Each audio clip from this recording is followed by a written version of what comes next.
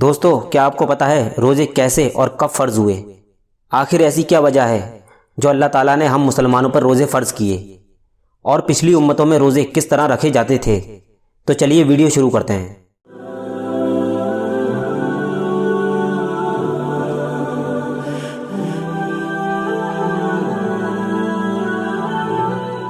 السلام علیکم دوستو، استقبال ہے آپ کا اپنے YouTube channel Islamic knowledge Hindi پر۔ جیسا کہ ہم سب جانتے ہیں، روزے رکھنا اسلام میں ہی نہیں بلکہ سبھی دھرم جیسے یہودی، عیسائی اور ہندو سمودائے میں اپنے اپنے طریقوں سے اپواس کے روپ میں رکھے جاتے ہیں، جس کو اور بھی دھرموں میں بہت ہی اچھا مانا گیا ہے۔ دوستو، روزے ان پر فرض ہیں جو توحید و رسالت کا اقرار کرنے اور تمام ضروریات دین پر ایمان لانے کے بعد جس طرح ہر مسلمان پر نماز فرض کر دی گئی، اسی طرح رمضان شریف کے روزے بھی ہر مسلمان مرد و عورت پر فرض ہیں۔ ماہ رمضان کی برکت اور فضیلتوں کا اندازہ ہم لوگ اسی بات سے لگا سکتے ہیں کہ حدیث شریف میں آتا ہے، نبی کریم صلی اللہ تعالیٰ علیہ وسلم نے فرمایا، شعبان میرا مہینہ ہے اور رمضان اللہ کا مہینہ ہے۔ دوستو، رمضان المبارک کی تو ہر گھڑی رحمتوں اور برکتوں والی ہوتی ہے، اور یہی وہ پیارا مہینہ ہے جس میں اللہ نے اپنے بندوں پر خاص کرم کیا اور اپنے پیارے محبوب صلی اللہ تعالیٰ علیہ وسلم کے ذریعے قرآن پاک نازل کیا، جو پوری دنیا کی سب سے عظیم الشان کتاب ہونے کے ساتھ ساتھ آسمانی کتابوں میں بھی سب سے زیادہ افضل ہے۔ رمضان اسلامی کیلنڈر کے مطابق 9واں مہینہ ہے۔ دوستو، رمضان کا نام رمضان شبد سے بنا ہے، جس کا مطلب ہوتا ہے گرمی سے جلنا۔ جس وقت مہینوں کے نام عرب کے لوگوں سے نقل کیے گئے تو اس وقت جیسا موسم ہوا کرتا تھا تو اسی کے مطابق مہینوں کے نام رکھ دیے جاتے تھے، اور جس وقت رمضان آئے اس وقت سخت گرمی تھی، اس لیے اس کا نام رمضان رکھ دیا گیا۔ اسی طرح جب موسم بہار کا تھا تو اسے ربیع الاول، اور جب سردی کا تھا تو اسے جمادی الاولیٰ کہا گیا۔ دوستو، مفسر شہیر حکیم الامت حضرت مفتی احمد یار خان رحمۃ اللہ تعالیٰ علیہ اپنی تفسیر کی کتاب تفسیر نعیمی میں فرماتے ہیں، رمضان کے 4 نام ہیں۔ نمبر 1 ماہ رمضان، نمبر 2 ماہ صبر یعنی صبر والا مہینہ،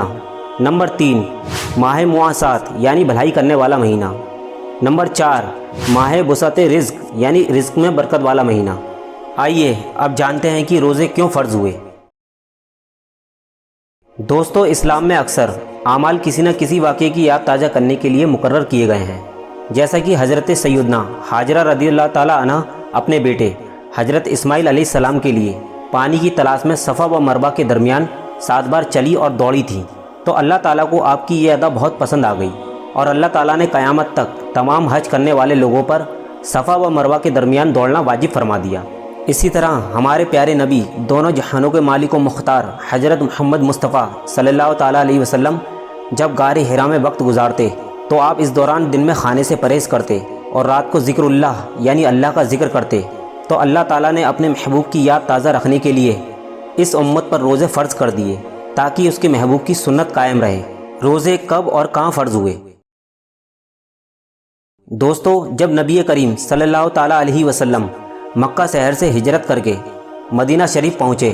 تو اس کے 1 سال بعد یعنی سن 2 ہجری میں ہم مسلمانوں پر روزے فرض کیے گئے، اور روزوں کے متعلق اللہ تعالیٰ قرآن پاک کی سورہ بقرہ کی آیت نمبر 183 میں ارشاد فرماتا ہے، ترجمہ: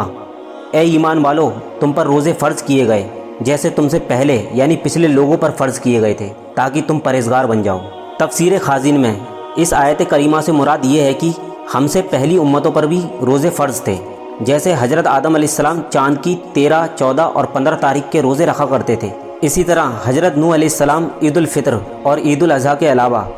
ہمیشہ روزے رکھا کرتے تھے، اور حضرت داؤد علیہ السلام 1 دن چھوڑ کر 1 دن کا روزہ رکھتے تھے، اور حضرت سلیمان علیہ السلام 3 روزے مہینے کے شروع میں، 3 روزے مہینے کے درمیان میں اور 3 روزے مہینے کے آخر میں، یعنی آپ علیہ السلام مہینے میں 9 روزے رکھا کرتے تھے۔ تو دوستو، اس ویڈیو میں آپ نے جانا روزے کیوں، کب اور کہاں فرض ہوئے۔ اگر آپ رمضان سے جڑی